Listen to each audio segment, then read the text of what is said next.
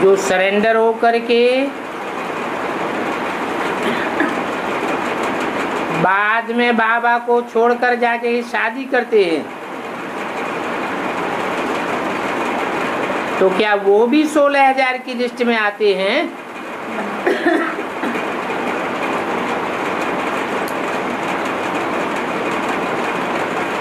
और शादी कर ली तो बर्बादी कर ली।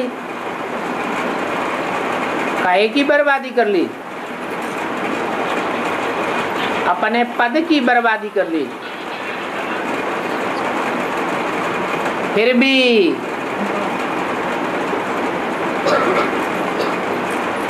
अगर दोबारा ज्ञान में आ जाते हैं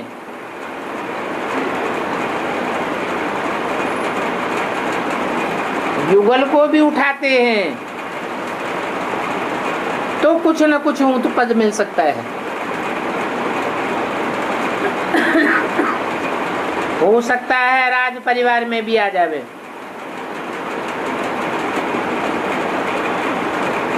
ये राज परिवार जो राजाई प्राप्त करने वाला परिवार है वो है ही 16,000 का।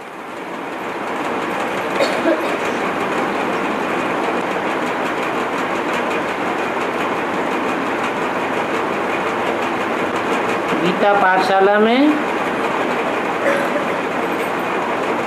बेटा और बहू को नहीं रखना है अगर भिखारी हैं।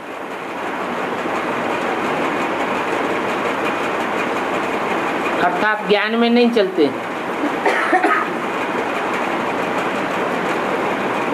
और फिर गीता पाठशाला का ही भाई अर्थात युगल विकार भोगना चाहता है और माता नहीं चाहती है, तो क्या करना चाहिए?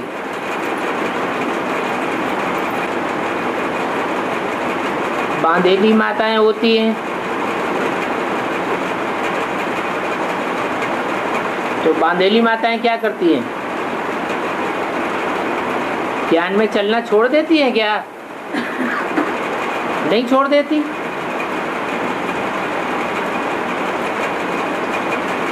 उनका पति तो नहीं छोड़ता है, तो ज्ञान में नहीं चलने वाला है। अगर ज्ञान में चलने वाला भी हो और फिर भी विकार भोगना चाहता है तो कहेंगे कि पति भी अज्ञानी है। फिर माता क्या ज्ञान में चलना छोड़ देगी?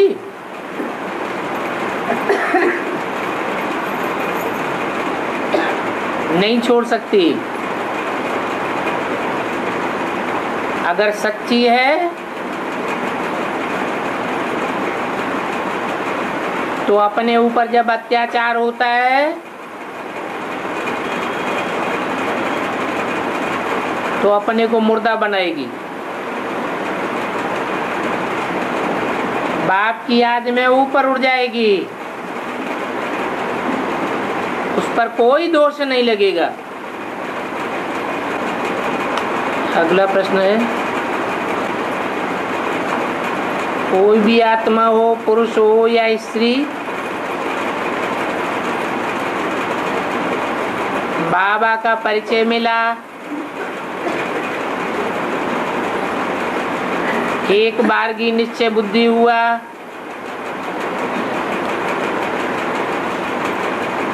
भट्टी भी कर ली, उसके बाद धीरे धीरे पवित्रता की इच्छा जागने लगी।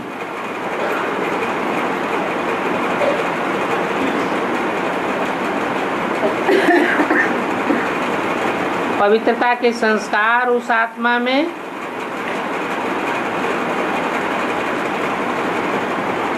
पिछले जन्म से आए हों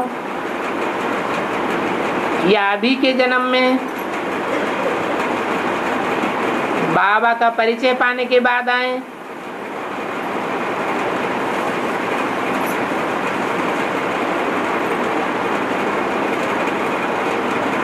उसका मार्गदर्शन करिए।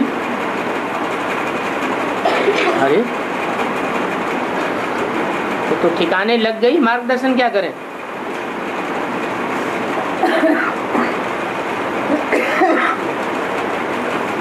अगर नीचे गिरती है तो मार्गदर्शन करने की बात है।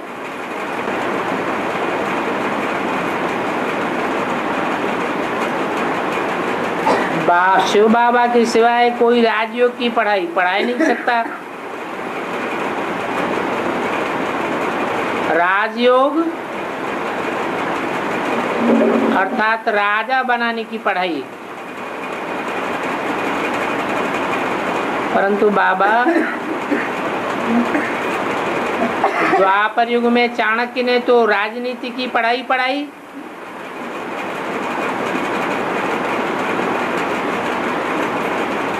तो उस पढ़ाई में और ईश्वरीय पढ़ाई में क्या अंतर हुआ?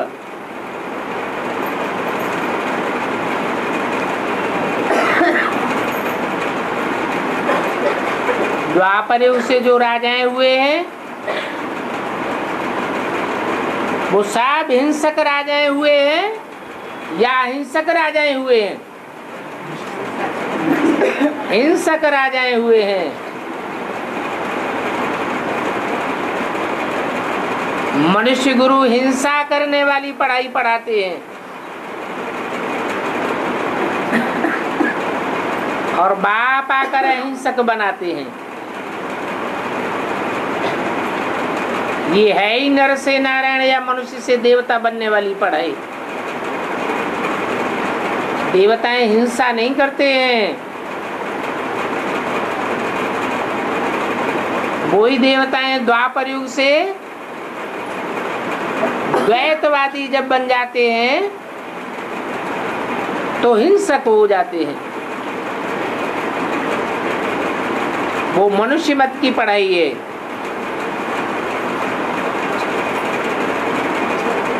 और ये ईश्वरीय पढ़ाई है।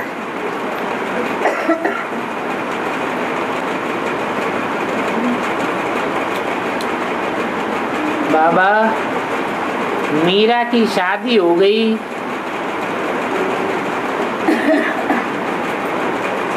फिर भी उसने कृष्ण को ही अपना पति माना।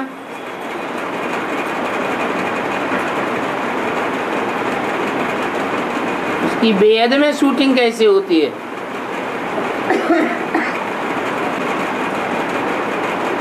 मीरा को टाइटल क्या मिला हुआ है?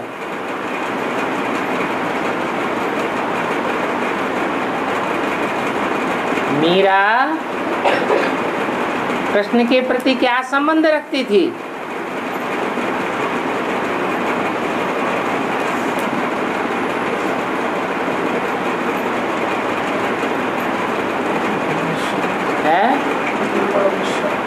पति परमेश्वर नहीं, मीरा दासी। मीरा अपन को कृष्ण की दासी समझती थी।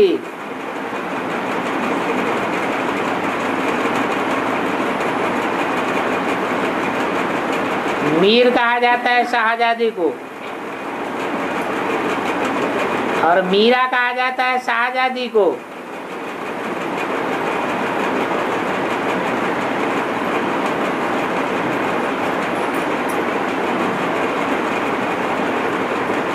जगदम्बा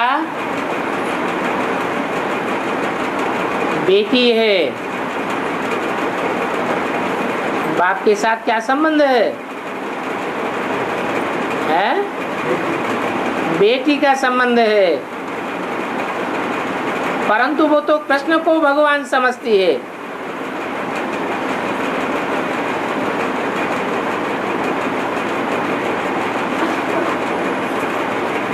कृष्ण को ही अपना पति सब कुछ समझती है।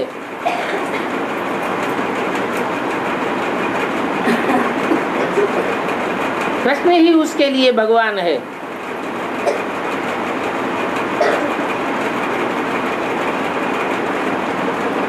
दूसरा कोई भगवान नहीं, दूसरा कोई पति परमेश्वर नहीं।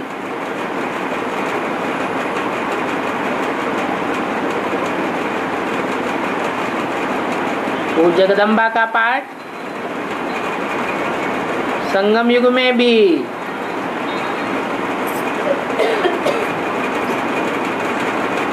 आदि से अंत तक मनसा के अंदर जो धारणा बैठती है भगवान के प्रति, वो कृष्ण की आत्मा को ही भगवान का साकार रूप समझती है। उसकी बुद्धि में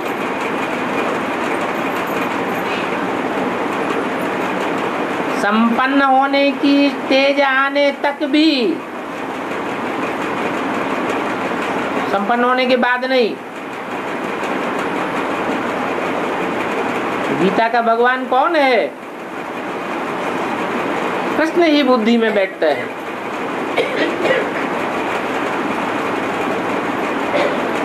दूसरा कोई बुद्धि में नहीं बैठता।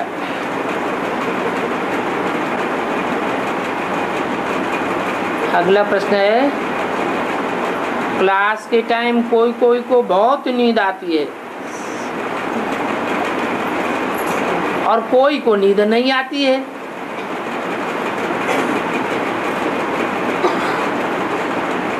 इसका मतलब क्या है?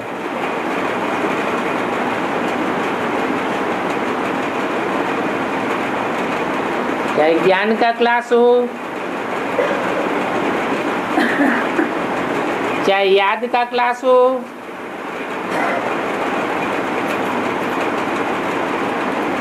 सारा दिन नींद नहीं आएगी और याद के टाइम पर, मुरली के टाइम पर नींद आएगी। तो इससे साबित होता है कि आत्मा के ऊपर पापों का बोझा ज्यादा चढ़ गया है। जो बोझा उसे पुरुषार्थ करने ही नहीं देता है।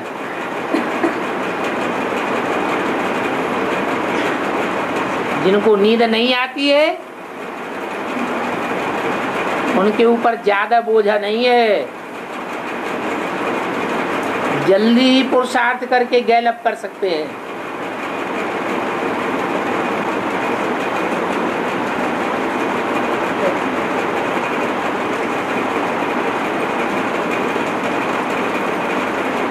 बाबा ने मुरली में कहा है कि जब बाप दृष्टि देते हैं तो आंखें खोलकर बैठना चाहिए, परंतु जितने भी धर्म पिताएं हैं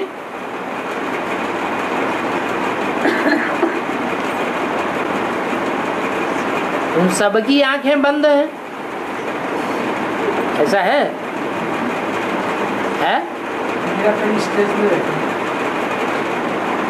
महात्मा बुद्ध का चेहरा जहाँ जहाँ पुराने चित्र हैं सब जगह आंखें खुली हुई दिखाई गई हैं।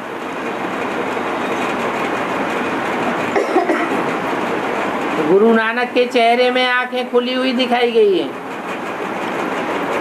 क्राइस्ट के चेहरे में भी आंखें खुली हुई दिखाई गई हैं, परंतु निराकारी स्टेज झलकती है।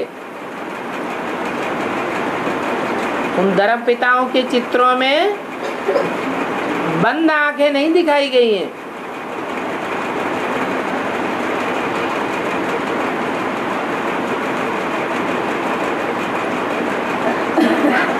शंकर वाली आत्मा की याद के समय आंखें बंद हैं। भक्ति मार्ग के चित्रों में आंखें बंद दिखाते हैं, आधी खुली हुई और निराकारी स्टेज में दिखाते हैं।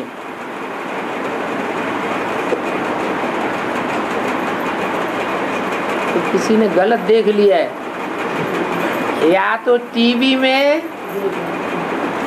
बम्बईया लोगों ने जो चित्र बनाए हैं उन चित्रों को देख लिया है, क्योंकि उन लोगों को इस बात का पता ही नहीं है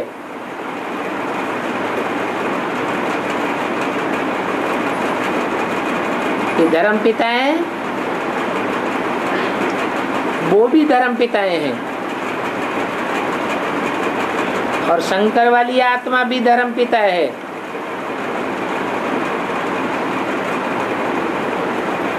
ब्रह्मा वाली आत्मा भी धर्म पिता है।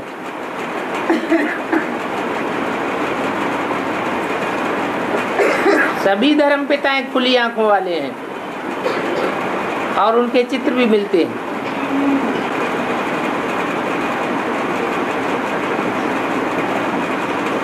अगर कोई सरेंडर होकर घर जाना चाहता है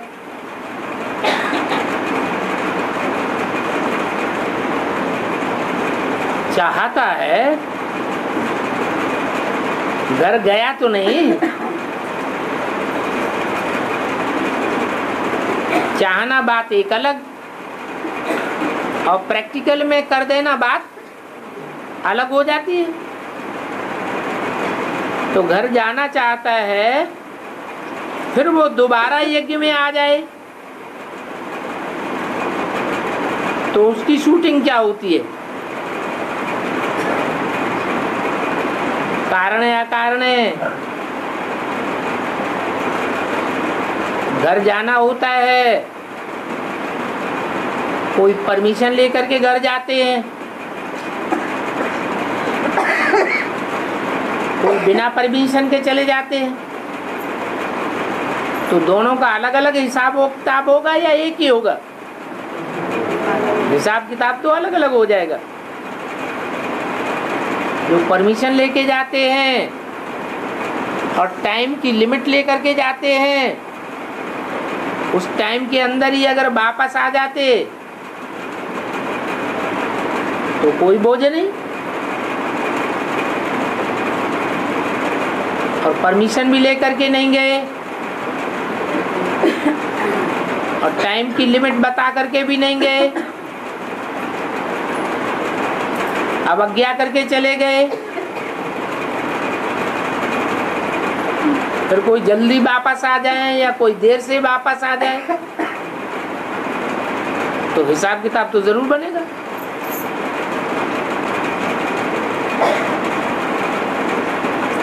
बाबा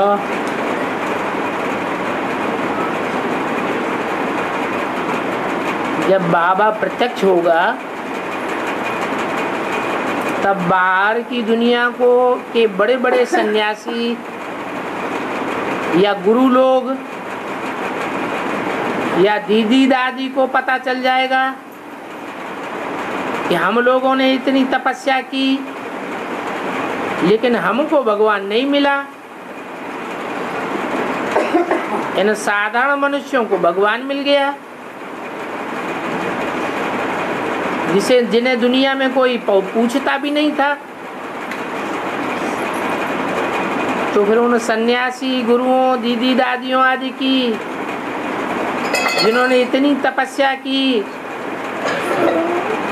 उनकी क्या हालत होगी?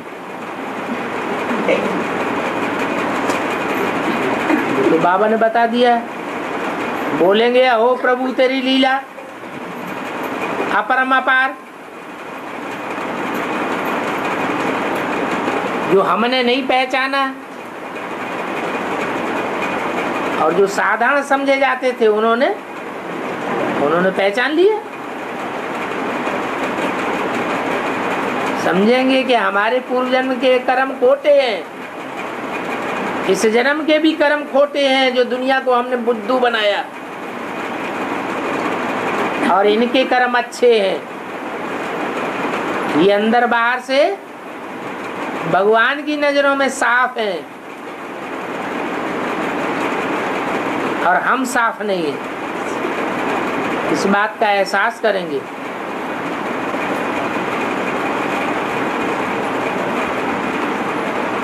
अमृत वेला तो रोज होती है, लेकिन कभी कभी प्यार भरी याद आती है और कभी संकल्प भी नहीं चलता।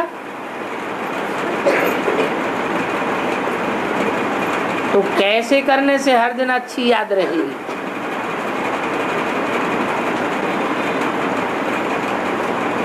जितना अर्पण में होंगे उतना दर्पण पावरफुल बनेगा और जितना ज्ञान का दर्पण पावरफुल बनेगा उतना दूसरों को अच्छा समझा सकेंगे, अच्छी सेवा कर सकेंगे। और जो सेवा अच्छी करते हैं उनको बाप याद करता है। बाप किन बच्चों को याद करता है? सर्वसेवल बच्चों को याद करता है। तो जिन सर्वसेवल बच्चों को बाप याद करेगा उनकी याद तो जरूर तीखी हो जाएगी।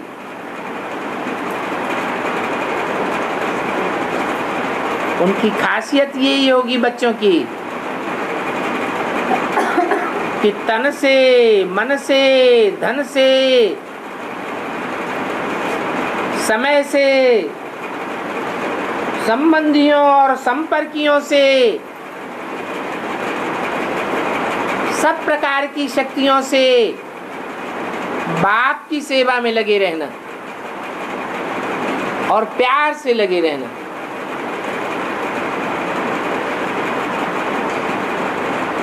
एक होती है खींच खींच करके जोर जबरदस्ती सेवा करना, और एक होता है प्यार से सेवा करना, समर्पण भाव से सेवा करना।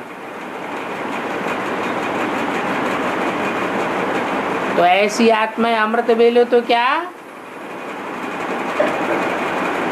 हर समय मस्ती में रहेंगी।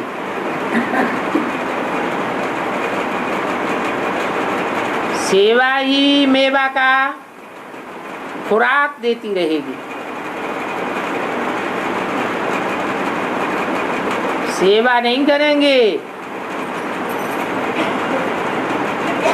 मेवा लेने के अधिकारी बनते रहेंगे।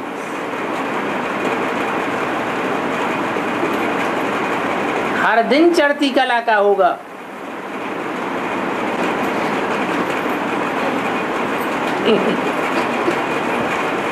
कोई ने टीवी देखा और टीवी में कश्यप ऋषि को पतला पतला दिखाई दिया है और द्वितीय अदिति को मोटा मोटा दिखाई दिया है। तो प्रश्न किया है कश्यप ऋषि इतना पतला क्यों है और द्वितीय अदिति इतनी मोटी क्यों दिखाई गई है? एक सीरियल बनाएगा तो मोटे आदमियों को रख देगा रोल प्ले करने के लिए, और वही सीरियल दूसरा व्यक्ति बनाएगा तो पतले आदमियों को रख सकता है। इसमें क्या बड़ी बात हो गई?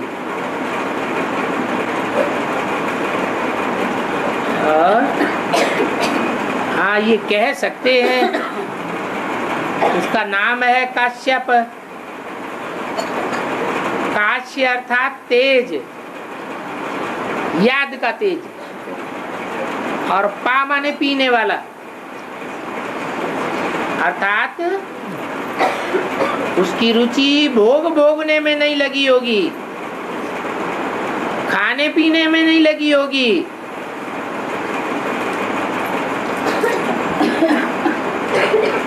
याद की शक्ति को पीता होगा।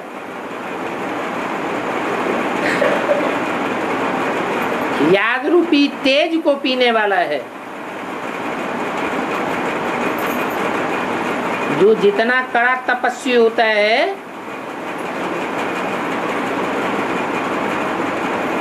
तो शरीर से क्रश हो सकता है,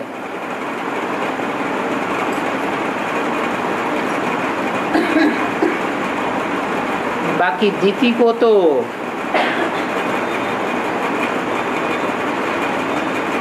पतला ही दिखाया जाना चाहिए।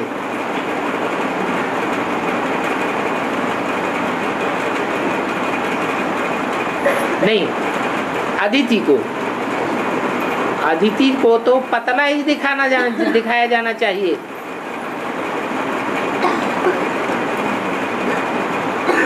क्योंकि वो योगिनी है,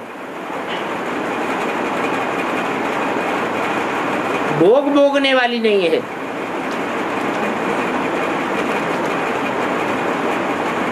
दैत्यों की माँ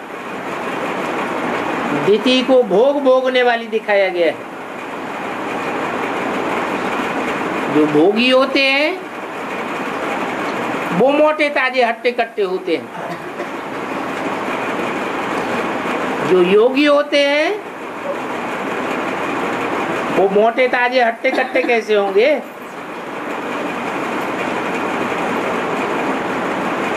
और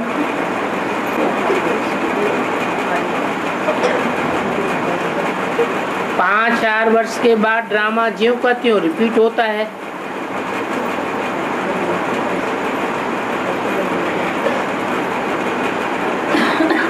तो किस पुरुषार्थ के आधार पर ड्रामा में कुछ परिवर्तन किया जाए?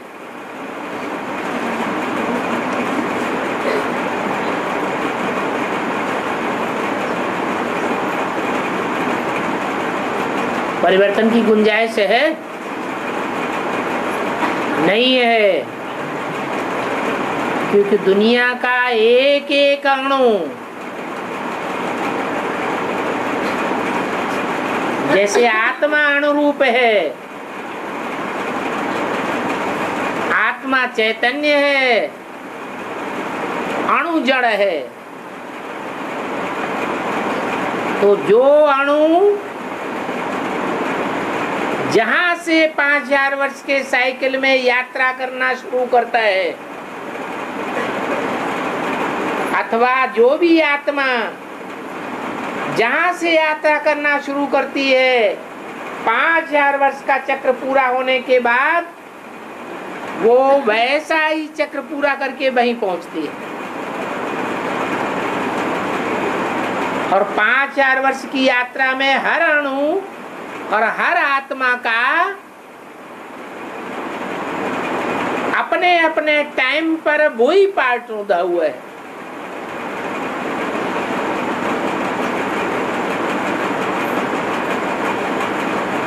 वो टाइम की सुई आती है और वही पार्ट चलता है।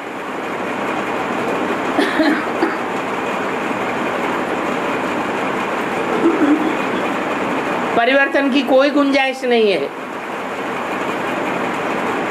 और परिवर्तन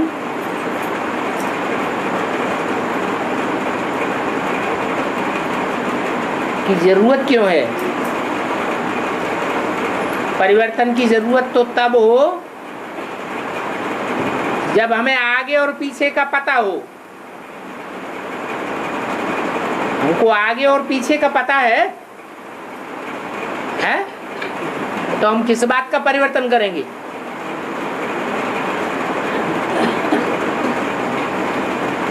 इस जीवन में जितना घटित हो चुका है उसको भी परिवर्तन नहीं किया जा सकता, क्योंकि इस जीवन में भी जो कुछ घटित हुआ है वो समय की सुई के आधार पर घटित हुआ है।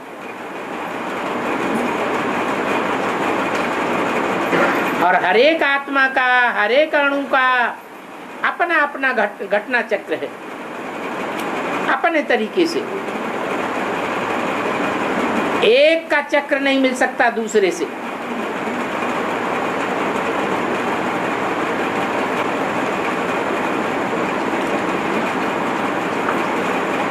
त्रेता युग में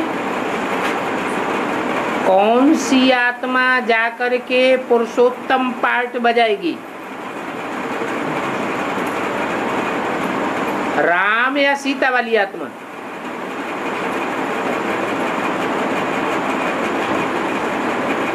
पुरुष किसे कहा जाता है? पुरुष माने है? पुरुष माने आत्मा,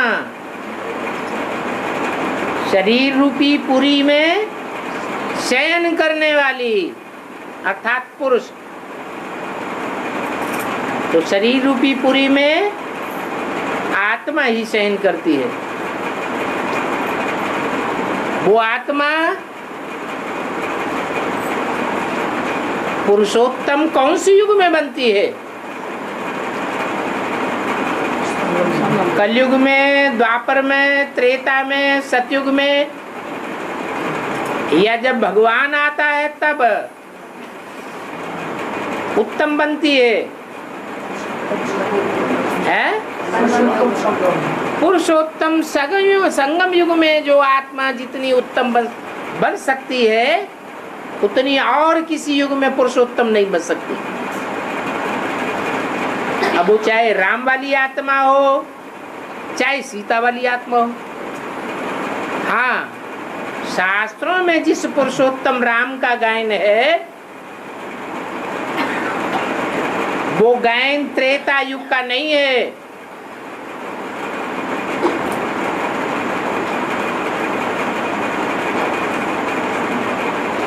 त्रेता युग की शूटिंग का हो सकता है, लेकिन शास्त्रों में जो भी गायन, पूजन, यादगार, त्योहार दिए हुए हैं, वो संगम युग की यादगार हैं। सतयुग त्रेता की कोई हिस्ट्री शास्त्रों में नहीं है।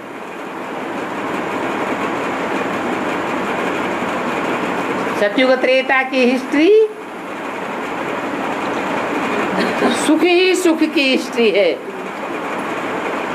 जहां अपरम अपार सुख है। वो अपरम अपार सुखों की हिस्ट्री मनुष्य नहीं बनाता। मनुष्य जब दुखी होते हैं तो एक एक दिन करके गिनते हैं, तब हिस्ट्री बनती है। तो सतयुग त्रेता में तो दुख था ही नहीं, वहां दिन गिने जाते नहीं थे, समय की कोई गिनती नहीं होती थी, इसलिए हिस्ट्री बनने का सवाल ही नहीं। जब द्वैतवादी युग शुरू होता है,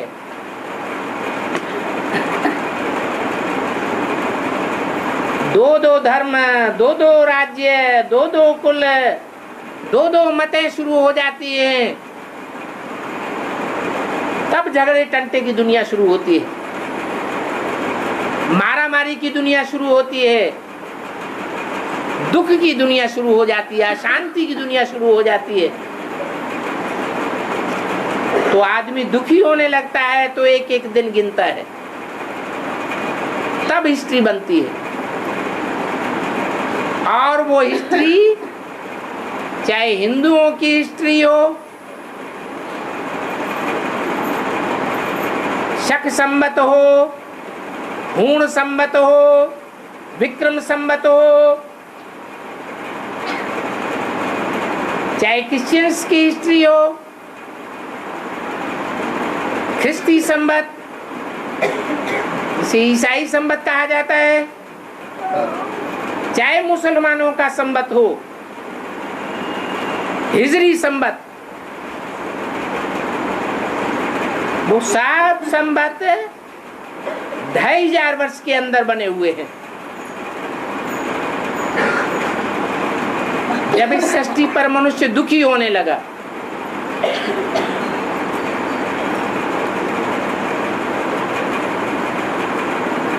तो मर्यादा पुरुषोत्तम राम की हिस्ट्री त्रेता की भी हिस्ट्री नहीं है। त्रेता में भी सुख 2 कला कम हो जाता है।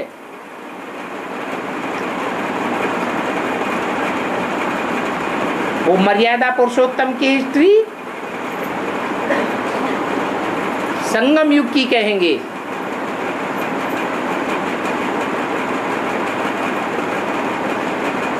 जो संगम युग में सीता वाली आत्मा पूरी मर्यादा पुरुषोत्तम का पार्ट बजाती है, वही त्रेता युग में जाकर के 9वां जन्म लेकर पुरुष चोला धारण करती है और राम की उपाधि धारण करती है।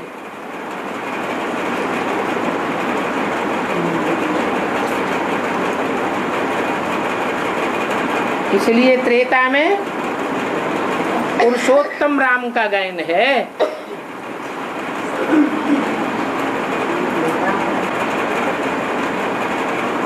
कोई माता गीता पाठशाला को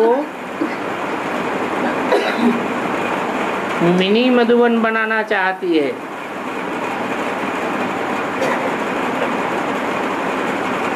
बाबा ने तो बोला हुआ है, अव्यक्तवाणी में डायरेक्शन भी दिया हुआ है।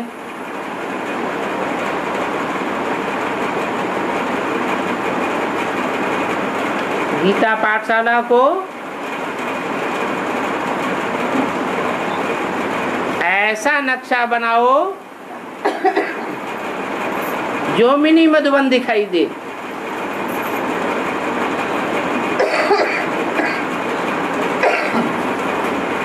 जैसे मधुबन की स्थिति और चाल दिखाई देती है, ऐसे ही आत्माएं आकर के वहां शरण लें और प्रसन्न होकर के जाएं।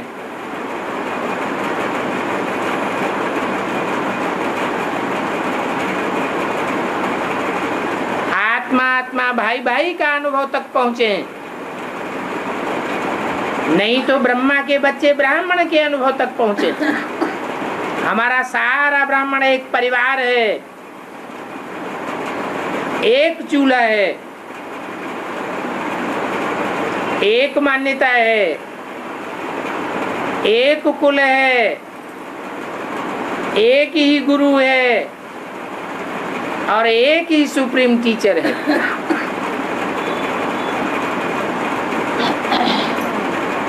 मधुबन में मधुसूदन का राज्य दिखाई दे।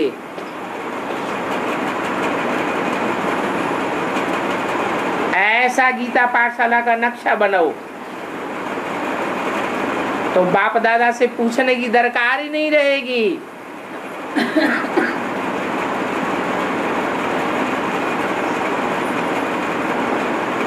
तो गीता पाठशाला को बाप दादा स्वयं ही मिनी मधुबन का टाइटल दे देंगे।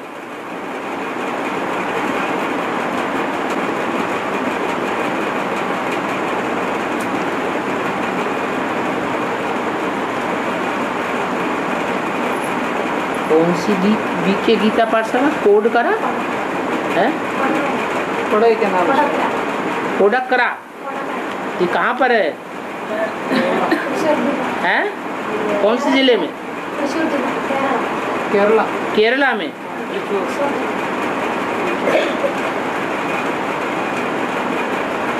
कोडक्करा। कोडक्करा बीके गीता पाठशाला में मुझे निमित्त बना दिया है। वहां की आत्माओं को माउंट आबू मधुबन में ले जाने में कोई दोष है?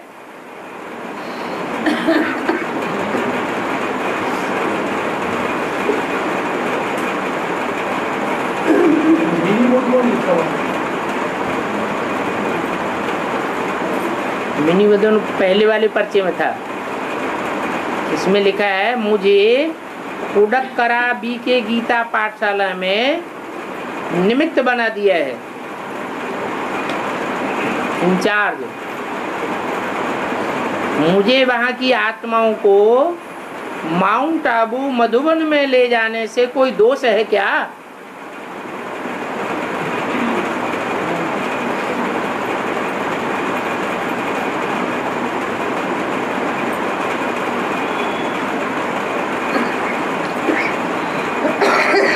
बाप भगवान पंडा बन करके आता है।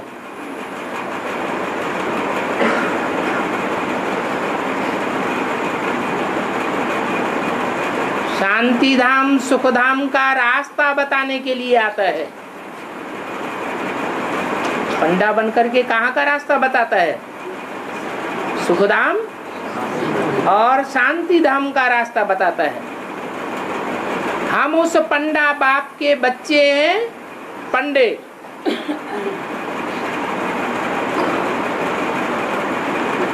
तो हमको कहाँ का रास्ता बताना है?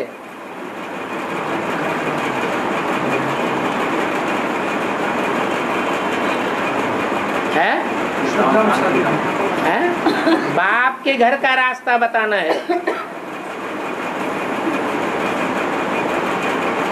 अब बाप क्या माउंट आबू में बैठा हुआ है? बैठा हुआ है? तो काय के लिए जहाँ वो भक्त लोग पंडा बन करके यात्रियों को तीर्थों में ले जाते हैं, पहाड़ों पे ले जाते हैं अमरनाथ का दर्शन कराने के लिए, केदारनाथ ले जावेंगे, बद्रीनाथ ले जावेंगे, पहाड़ों पर मूर्तियों का दर्शन करने जाते हैं। जड़ मूर्ति का दर्शन होता है या भगवान मिल जाता है? तो वो तो है भक्त, वो तो भगवान को जानते नहीं है। और हम तो कहते हैं हमने भगवान को पा लिया है, हमने भगवान को जान लिया है। और जानने वाले भी कहें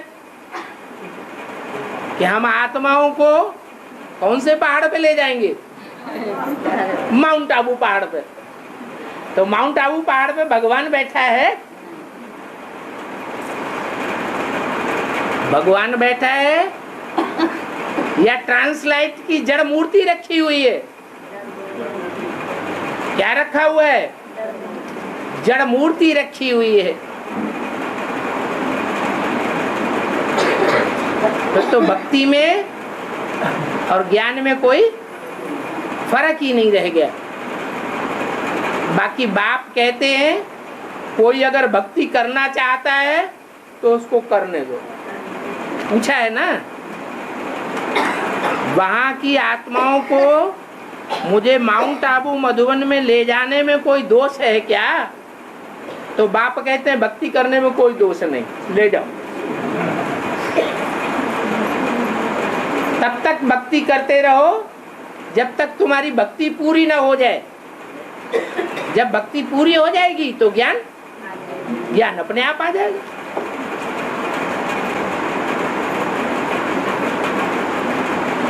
श्रेष्ठ स्थिति बनी रहे, संपूर्ण पवित्रता बनी रहे, ऐसी स्थिति के लिए क्या करना चाहिए?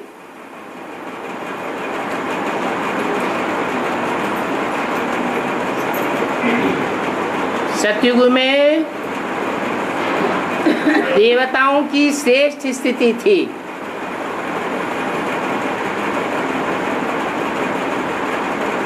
त्रेता में भी श्रेष्ठ स्थिति थी।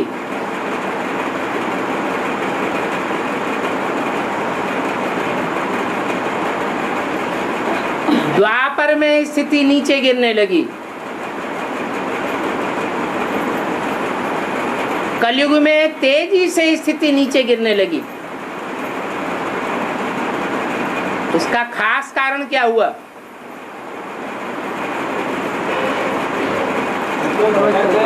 है? नहीं, क्यों भटक गए? क्यों छोड़ दी? देवभान भी क्यों आ गया? कोई कारण तो बताओ। है? भटकने क्यों लगे? कारण बताओ। दैहिक सुख भोग करते करते चैतन्य कुंठी होगी। है? दैहिक सुख देवता लोग दैहिक सुख भोग करते दैहिक सुख, वो दैहिक सुख क्यों भोगने लगे? हाँ, जो भी ऊपर से धर्म पिताएं आए उन्होंने मति भ्रम पैदा कर दिया। उनके संग का रंग भारतवासियों को लगा।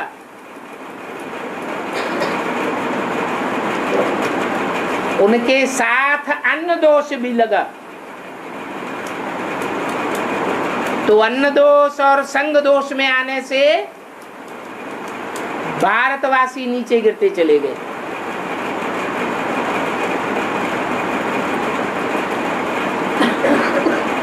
मनुष्यों के संग दोष में आने से नीचे गिरे, क्योंकि मनुष्य कहा जाता है मन वाले प्राणी को, जिसका मन चंचल होता है।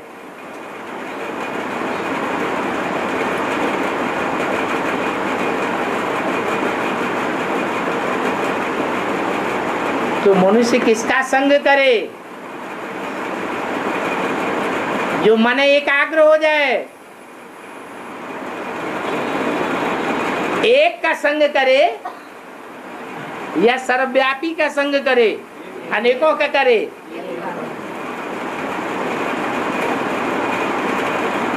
तो सीधी सी बात, श्रेष्ठ स्थिति बनी रहे, संपूर्ण पवित्रता बनी रहे, ऐसी स्थिति के लिए क्या करना चाहिए? किसका संग करना चाहिए? एक का संग करना चाहिए। सब ताजे हरे भज, भक्ति मार्ग में भी कह देते हैं, लेकिन कहने वाले जानते नहीं है कि हरि है कहाँ। और यहाँ तो हम जानते भी हैं, मानते भी हैं, फिर भी किसके पीछे भज रहे हैं, किसके पीछे भाग रहे हैं, ये देखना है। अगर एक के पीछे भाग रहे हैं, तन से, मन से, धन से, समय से, संपर्क से, संबंधियों से, अगर एक के पीछे भाग रहे हैं तो जरूर श्रेष्ठ स्थिति बनेगी, क्योंकि एक एवर प्योर है। एवर प्योर का संग करेंगे तो प्योरिटी श्रेष्ठ स्थिति में जाएगी, संपूर्ण पवित्रता जरूर धारण करेंगे। हिंदू से कन्वर्ट होकर के देवता बनते हैं, क्या उल्टा लिख दिया है? देवता से कन्वर्ट होकर के हिंदू बनते हैं कि हिंदू से कन्वर्ट होकर देवता बनते हैं?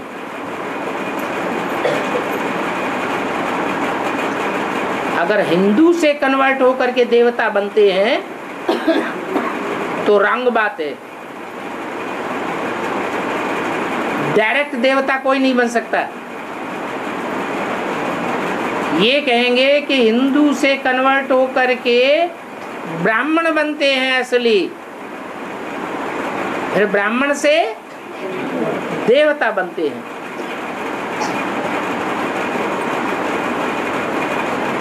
कौन से समय में, कब? जरूर कहेंगे संगम पर। संगम के आज में हिंदू से कन्वर्ट होकर के ब्राह्मण बनते हैं, और मध्य से लेकर के अंत तक नंबरवार ब्राह्मण से कन्वर्ट होकर देवता बनते हैं।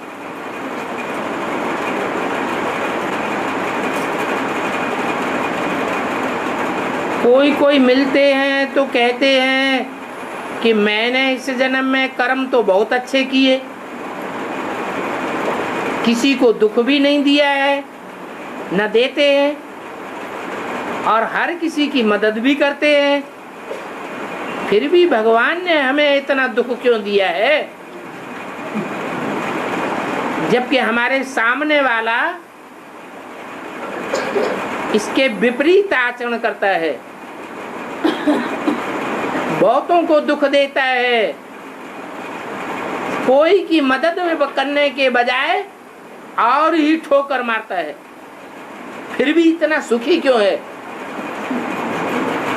प्रश्न करने वाला क्या भूल गया? ये प्रश्न करने वाला क्या भूल गया?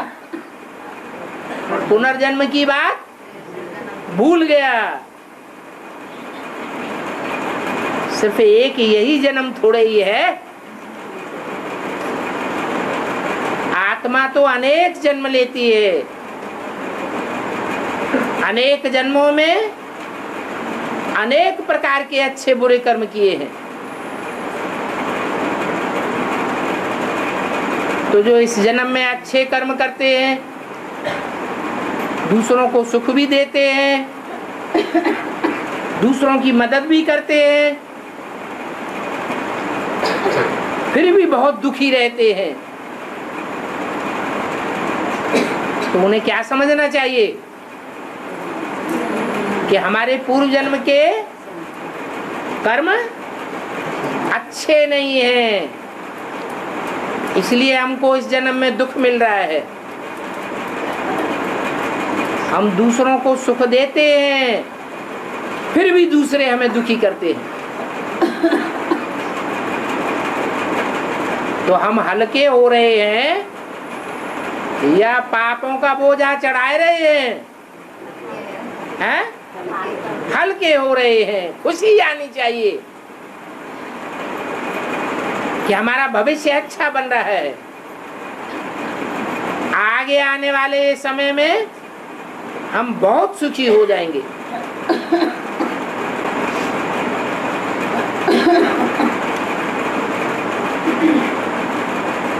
कोई शराब पीता है और बहुत दुखी है,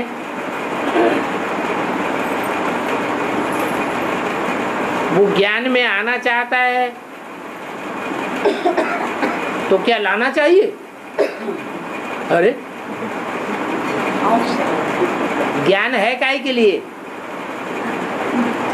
ज्ञान का उद्देश्य क्या है?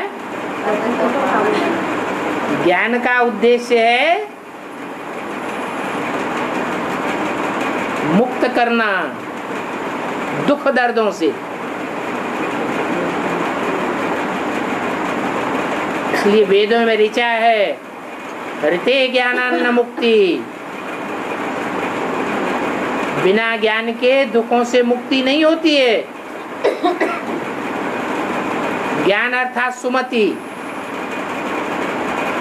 अज्ञान अर्थात कुमति। जहाँ सुमति वहाँ संपत्ति नाना, जहाँ कुमति वहाँ विपत्ति निदाना। ज्ञान सुखी बनाता है और अज्ञान दुखी बनाता है। तो कोई शराब पी रहा है, दुखी है, तो उसे ज्ञान में लाना अच्छा है ना। उसे ज्ञान सुनाएंगे, हो सकता है वो खुशी में आकर के शराब पीना भी छोड़ दे, क्योंकि मोस्टली आदमी शराब तब पीता है जब बहुत दुखी हो जाता है, कोई रास्ता नहीं मिलता गम गलत करने का। तो गम गलत करने के लिए वो शराब पीता है, झूठे नशे में आने के लिए। तो उसे नारायण का ज्ञान देना चाहिए, ये सच्ची सत्यनारायण की कथा सुनानी चाहिए, जो नारायणी नशे में आ जाए। क्या हम बैनर आदि में प्रचार कर सकते हैं? काहे का प्रचार? ईश्वरीय ज्ञान का। अगर ईश्वरीय ज्ञान का प्रचार करना है तो क्यों नहीं कर सकते? कोई गलत आत्मा के शिकार हो जाते हैं, उन्हें भूत प्रेत परेशान करते रहते हैं, तो ऐसी आत्माओं को उनके चंबल से निकालने के लिए क्या करना चाहिए?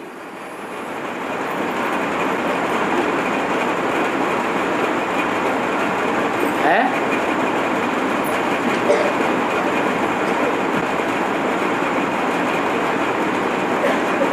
तांत्रिकों के चक्कर में फंस जाए, उनकी गिरफ्त में आ जाए, भूत प्रेत उसे परेशान करने लगे, तो उससे बचने के लिए क्या किया जाए?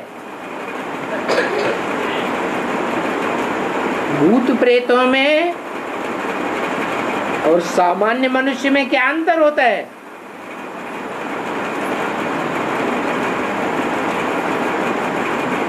भूत प्रेतों को सिर्फ सूक्ष्म शरीर होता है और सामान्य मनुष्य में सूक्ष्म शरीर के साथ साथ स्थूल शरीर भी होता है।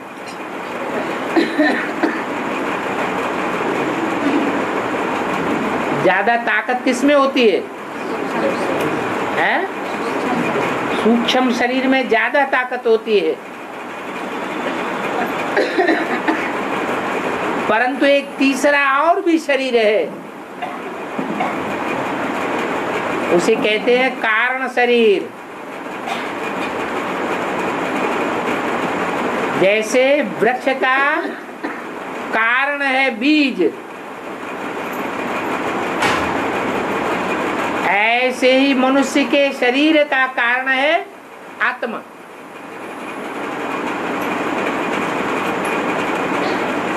तो बीज में ज्यादा ताकत होती है, जड़ों में ज्यादा ताकत होती है, तने में ज्यादा ताकत होती है, टहनियों में ज्यादा ताकत होती है, पत्तों, फूल और फलों में ज्यादा ताकत होती है? बीज में ज्यादा ताकत होती है। तो जितना हम आत्मा बिंदु बीज की याद में टिकेंगे तो भूत प्रेत आत्माओं का कोई भी असर नहीं होगा। देवभान में रहेंगे तो इनका असर हो जाएगा।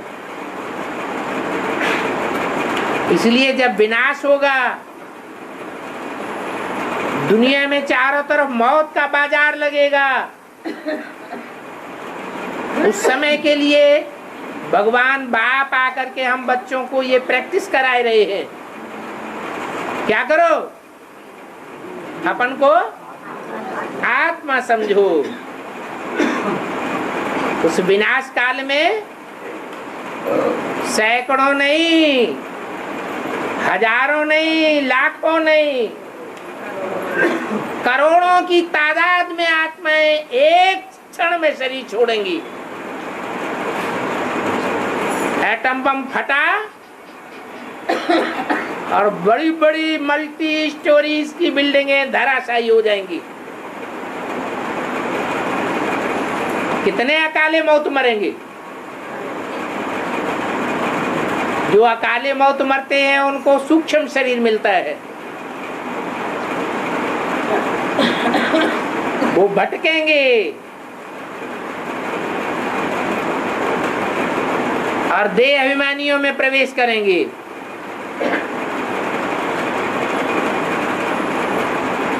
देह अभिमानी उनके प्रभाव में आ जाएंगे। जो आत्म की स्थिति वाले होंगे वो सेफ रहेंगे। और ये आत्म की स्थिति का फाउंडेशन डालने का बेला है अमृत बेला।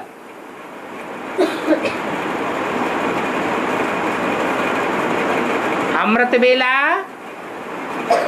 जितना हम ठोक ठोक के आत्मा को याद करेंगे, मैं आत्मा स्टार हूं, अपन को स्टार रूप में देखने की प्रैक्टिस करेंगे,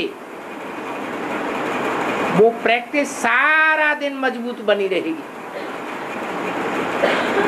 स्थिति को मजबूत बनाएगी। इसलिए भूत प्रेतों का प्रभाव अमृत बेले में नहीं होता है उतना जितना रात्रि के 12-1 बजे तक होता है।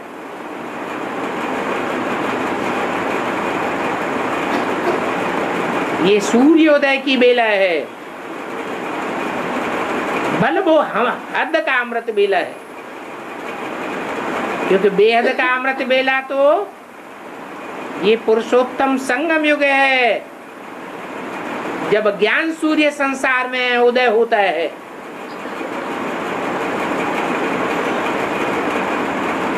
ऐसे टाइम पर जो जितना प्रैक्टिस कर लेगा आत्म की स्थिति की, और ज्योति बिंदु आत्मा से परमात्मा बाप दूर नहीं है।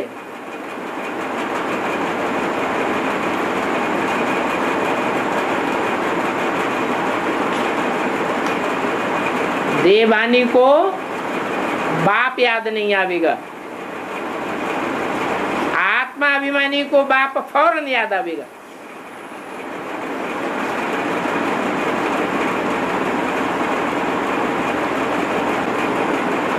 क्या लिखा है? मुरली में बोला है मांगने से मरना भला, फिर भी मांग मांग करके क्या देते हैं?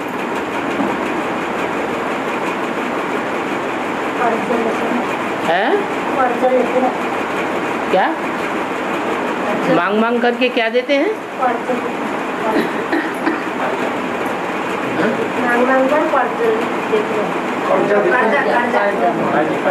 कर्जा, लोन लेते हैं। हाँ, लोन भी नहीं लेना चाहिए, लोन भी तो मांगना ही होता है। करो भैया भला अपने,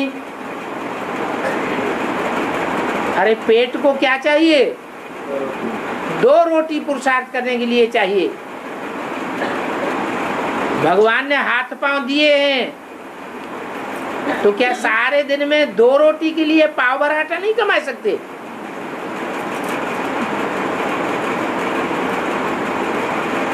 लेकिन अनेक प्रकार की इच्छाएं लेकर के जिंदगी में चलते हैं,